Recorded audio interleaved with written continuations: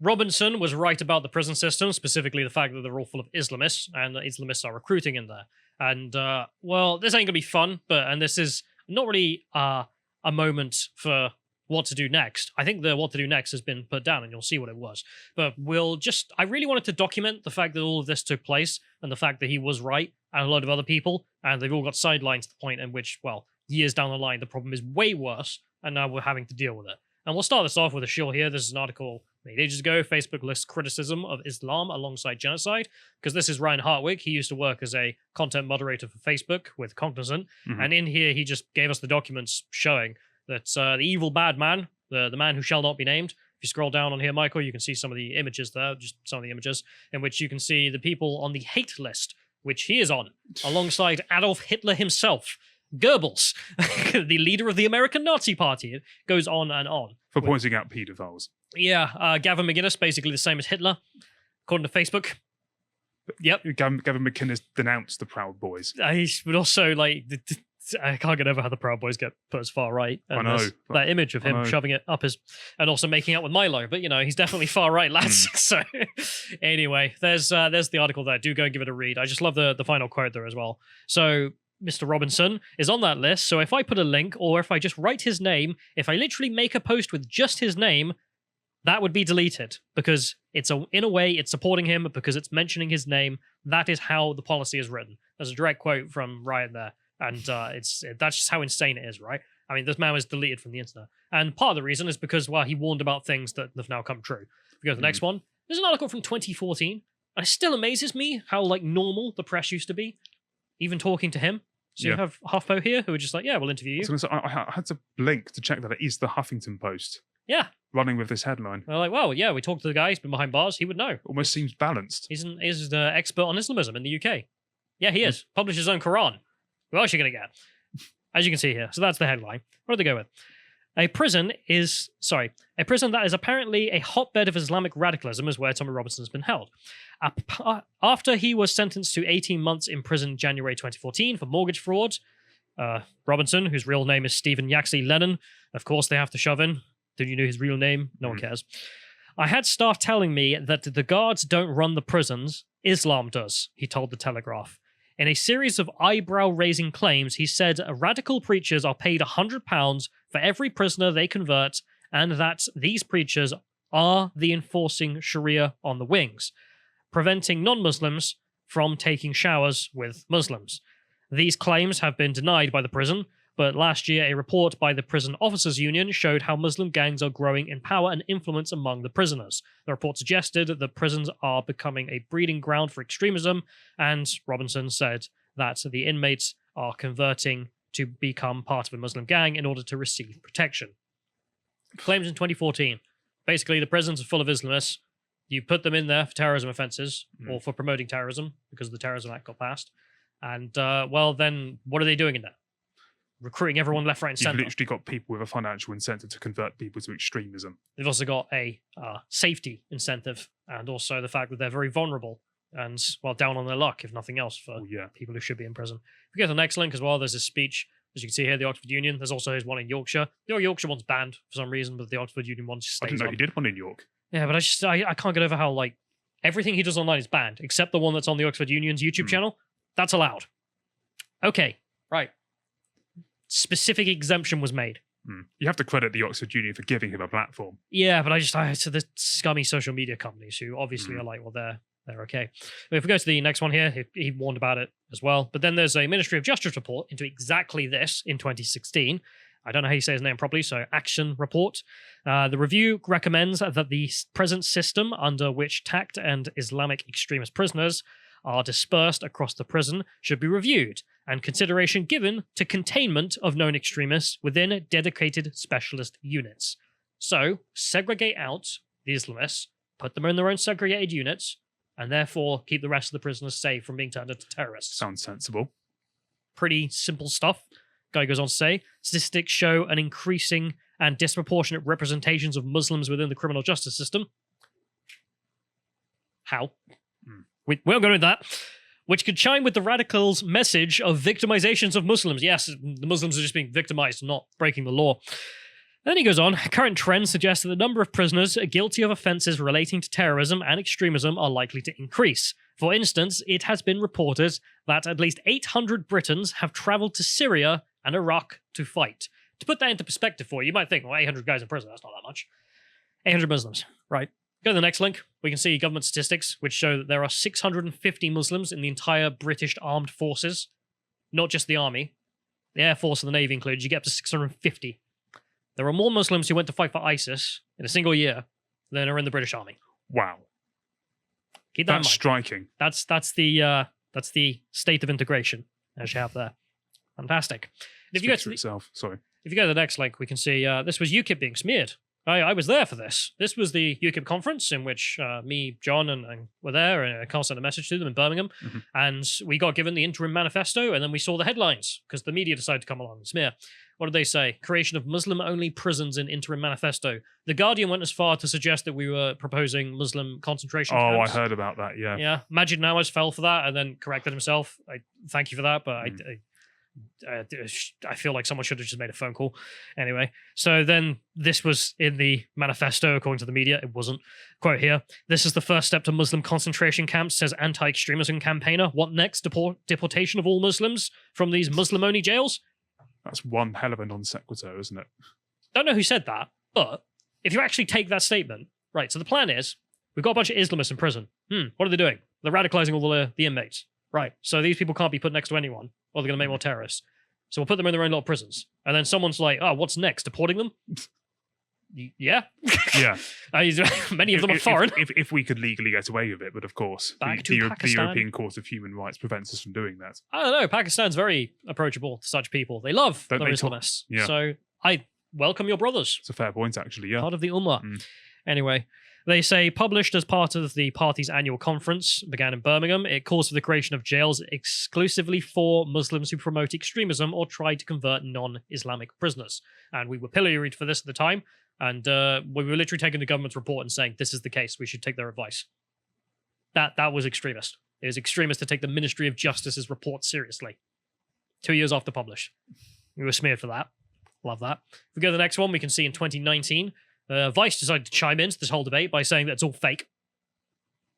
No one asked them. What would be that it's not happening at all? Yeah, not happening. A prison guard debunks Robinson's Muslim gang claims. It's not happening in prisons. I happened to mention, I messaged a friend yesterday who worked in the prison system, and she was in a B-class prison. In this country, you have A through D, A being the highest security, D being the lowest, Yeah. like basically an open prison. And she was like, no, it's a real problem. It's serious. I mean, one of the she mentioned a circumstance in which they had, so the prayer room, they insist on some level of privacy, so only one guard is allowed to be in there. But if Nice. you've got loads of prisoners, it's basically privacy, and they use it to deal drugs. Fantastic. Oh dear. Anyway, but this is Vice saying, none of it's happening, don't worry, none of it. It's all fake. No one asked them to deny this, they just did it off their own backs. The writer says, first of all, I'd like to point out that I'm a fair and unbiased person, Oh really? and that irrespective of who Timmy Robinson is, as I'm going to call him to try and float the bots, and what he stands for, if he was telling the truth, I'd say that he was telling the truth. But I never personally came across a single Islamic extremist in prison, let alone gangs of them. The situation is slightly different in high security prisons, which are reserved for inmates who are either highly dangerous or classed as escapee risks. Gangs of Islamic extremists are far more powerful and prevalent in these facilities, but this type of jail only makes up around 5% of the prison system. It's unlikely that Robinson would find himself in a high security setting, given the nature of his crime. 100% false. According to the Ministry of Justice, according to my friend who had to deal with this, according to Robinson himself, and according to the people who end up leaving these prisons as well. So just Vice had to come in, left this media to the rescue, knew Islam did nothing wrong, ever. And we have Action Seer here, who published in The Spectator an article in 2021, pointing out that this has just gotten worse. Like, I wrote my report 5 years ago, and it's not getting better. It's not good. He says in here, the case for isolating prisoners in, well, terrorists is even stronger than ever. The focus on terrorist offenders at HMP Frankland gave us a unique glimpse inside separation units that I urged the government to create back in 2016. I've had virtually no formal contact with Her Majesty's Prison Service since. I sense this is in no small part due to the embarrassment I caused my former senior colleagues. I can guess what kind of embarrassment.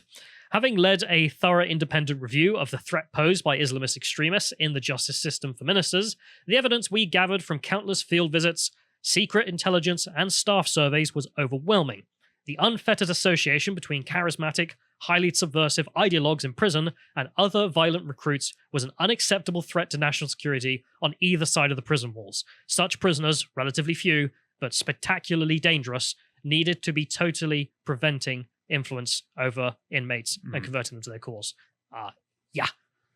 This is someone who is an expert in the field has come to the same conclusions as Robinson by looking at the evidence. I mean, my only concern would be is that if you enacted this policy, would you not risk Bolshevizing Islam in the sense that you actually almost allow them to conspire among themselves? So the separation units, you can't really talk to anyone else either. Oh, okay. So it's that individual is kind of off. So they purposely break up the inmates. Yeah, but even if you're mixing Ajam Chowdhury with some guy who's stabbed some gay people because Allahu Akbar, there's not really much more damage you can do.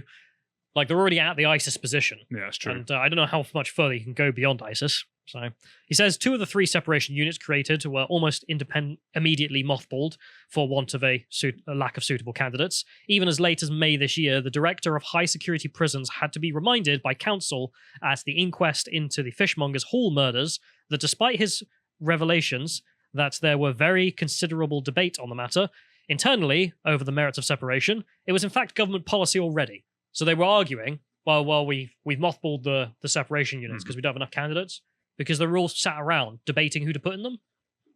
Get on with it. And we know who they are. They're in prison for murdering people in the name of Allah. There's a pretty simple criteria, you would have thought. In January last year, at another high-security jail, an officer came within seconds of being taken hostage to be murdered by an Islamist terrorist, and an accomplice he had freely been able to convert. A never event unfolded in plain sight. That's last year. This is last year, still going on. Still not being solved. How much more do we have to lie to ourselves before we actually address it? Robinson was right. Definitely. And if we go to the next link here, we finally have some movement on this in 2022. It took all of, Thank God. 8 years between Robinson warning about it. Better late than never, but it becoming at least something that's happening. So this is another report saying prison guards are deferring to Islamists. Prison guards are so concerned about being accused of racism that Muslim terrorists have been able to seize control of wings and set up Sharia courts behind bars. I am so sick of the accusation of racism. yes. Especially in regards to Islam.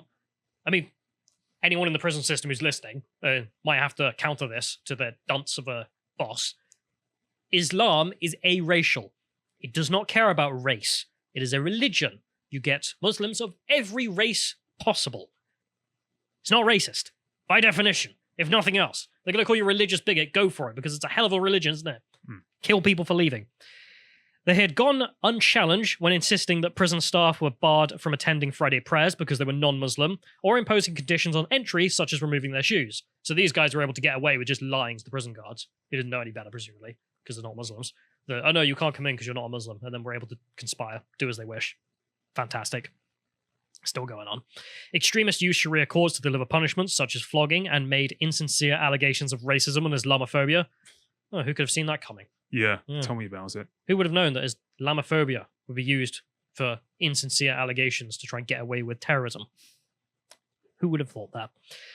This has weakened the ability of staff to stop the expanding control of terrorists over prisons' activities because they worry about making false assumptions based on the lack of cultural familiarity with Islam or Muslims. The government's overhaul of the Human Rights Act will prevent prisoners using Article 8's rights to private life to claim their rights to socialize are being breached by putting them in separation centers. So that's the change there. Thanks to Brexit, funnily enough, apparently. Oh, really? Yeah, they're able to reform the law there, so then we can tell them, no, you're getting shoved in a separation unit. You're literally a terrorist. Go to hell. Good. No debate. Good. So, some good news on that. They say only 9 terrorists are held in the separation centres in England and Wales at present, despite there only being 28 cells across 3 prisons. Among them are Hashim Abedi, the Manchester Arena plot bomber, and Shudash Aman, 20, a convicted terrorist who boasted in prison of a desire to kill the Queen, become a suicide bomber, and join the Islamic State. What a lovely bloke. He then was released and stabbed 2 people in Streatham, South London, 10 days after. I mean, you can't get over the failures here, can you? Like, he's in prison I'm going to kill the queen, blow myself up and join ISIS. Oh, well, on your way then. Leaves, goes and stabs 2 people to death. Who could have seen that coming? Who could have seen how he ended up radicalized? It's that when you hear cases like this, it almost makes a moral case, or it does make a moral case, to decriminalize racism. Like, no, seriously. No, seriously. If it's interpreted in the law today. Yes, that's precisely what I mean. I mean, the way it's interpreted in Britain, for people who don't know, saying you dislike goths is officially a racist statement because they're a subcultural group and therefore are to be protected as everyone else. Have we completely forgotten what race is? Yes. Yes, this is Tony Blair's doing. Of course. The definition of race in England is mad. Anyway, so they say in here that, he only wanted to join ISIS, so we let him out and he killed 2 people. We're shocked, as much as anyone. 3 months earlier, Usman Khan, 28, killed 2 people at a prison rehabilitation event inside Fishmongers Hall at London Bridge. Remember that? One of the people he killed was a volunteer who was arguing that these people had been de-radicalized, and then the dad decided to stand on his son's corpse and say that, I love diversity. Sick. Dominic Raab was met with repeated shouts of Allahu Akbar by prisoners circling the small exercise yard in HP Woodhill as he visited there. I love that. He turns up to give a speech and all he hears is Allahu Akbar! Just endlessly. Fantastic. The shouts were soon drowned out by the barking of 2 Alsatians, straining at the leashes, with Raab waiting to be let in, the jail within the jail, that had been home to 4 of the most dangerous ideological terrorists in the country. He said he would use the overhaul of the Human Rights Act to end the nonsense of prisoners claiming their rights to socialise were breached by being in separation centres. And there you have it. There's the slight movement on that, which is that the UKIP were right in 2018. Robinson was right about the scale of the problem in 2014, of all places. Action was absolutely right in 2016 when he told everyone about it, and everyone just ignored him by the looks of it. And then yesterday he went on LBC to just tell them, I bloody well told you so, didn't I?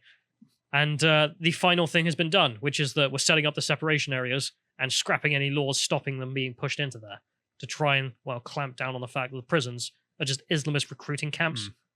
I mean, what else are they at this point for global jihad? I mean, that's all they are. It's hard to think of what else, yeah. Anyway, I know that was a bit depressing, but I really wanted to go through it just to remind people of the scale of a problem we have here. That's very important. And something which we should remember, which is man who warned about all this back in 2014, he's banned from all social media. That's a free country. That's a free system where the whistleblower gets banned. But he's also banned from having a life like an ordinary person. Yeah, can't have a bank account. Yeah. Can't go and buy chicken. Can't go on holiday to Mexico. This is someone who's actually done a greater service to the country than almost every actual politician we have. Well, I regard him as a whistleblower for these sort of things. And, what should you do with whistleblowers? Should you punish them for whistleblowing? Well, no. You support them and say, thank you very much for the information. We can act on it now. And instead, he has been treated like an absolute pariah. And I guess will continue to be treated because, again, this is a free country. If you appreciated that segment from the podcast The Lotus Eaters, you can go to lotuseaters.com to get access to all the premium content we have on the site, such as the book clubs we do, this one from Harry on irreversible damage of our transgender craze. If you want to find out what else Harry's putting out, you can follow him on Getter at Harry Lotus Eater on Getter. Thank you and goodbye.